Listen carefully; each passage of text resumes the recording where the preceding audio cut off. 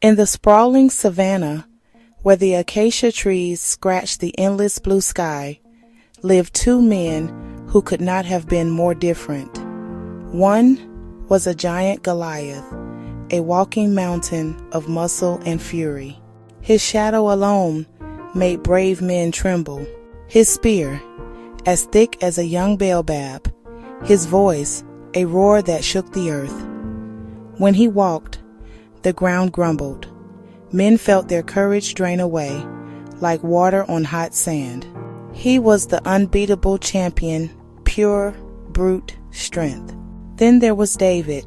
No one would call him a giant, a young shepherd from Uzima by the Limpopo Bend. Not a warrior, a musician, a poet, a caretaker of his family's flock.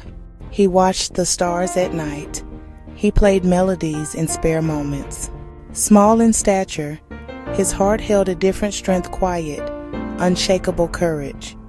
He protected his flock from lions, with only his wits and a trusty slingshot. The scene was set in the valley of Elah, a wide, dusty basin that separated the lands of the Jabari and the people of Uzima. For 40 days, the two sides had been locked in a tense standoff.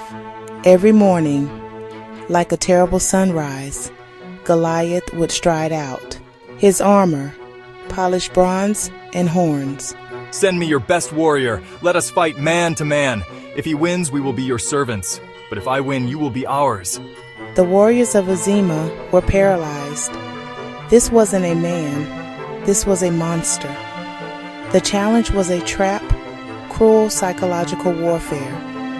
He was broadcasting their powerlessness, small, weak, destined to lose. Fear is a funny thing, more contagious than any sickness. It spread through the camp of Uzima like wildfire, from the oldest general to the youngest soldier. They listened to taunts, hands sweating, eyes downcast. Wake, hear the challenge, feel the fear, and do nothing. Held hostage not by an army, but by fear of one enormous man. Into this theater of terror walked David. He saw slumped shoulders, averted gazes, and silence where songs should be. When the elders heard David volunteer, they laughed. It wasn't a kind laugh, the tired, cynical laugh of beaten men.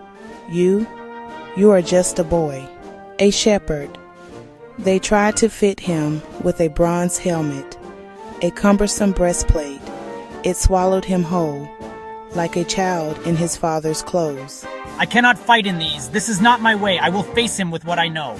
He left the heavy armor and headed for a nearby stream. He wasn't looking for a bigger spear or a sharper sword. He chose 5 smooth, round stones, weighed and balanced, not random rocks, but ammunition. With his shepherd's staff in one hand, his slingshot in the other, and 5 smooth stones in his pouch, David began to walk into the valley, a solitary figure against a vast land. Goliath burst into contemptuous laughter. The sound rolled like thunder. Am I a dog that you come at me with sticks and stones? He cursed David, promising vultures and wild beasts. David did not flinch. He did not tremble. You come with a sword and a spear and a javelin, but I come in the name of the spirit you have defied. The moment hung suspended in time. The two armies watched from the hills, hearts pounding. Enraged, the giant charged. Footsteps shook the ground, drumbeats of doom. David didn't retreat. One fluid motion, a stone from the pouch, set in leather, the sling began to whirl. A soft whir became a sharp, slicing whistle. Not panic, the focus of 1,000 days. The sling, an extension of his arm. The stone, his will. With a final snap, he let it fly. A small, dark projectile, almost invisible. It flew straight and true, a guided missile of faith, past shield and armor, striking the one unprotected spot. Surprise froze his roar. Momentum ceased. The giant swayed, staggered, toppling like a great tree, and crashed. Dust rose, silence, then the unthinkable dawned.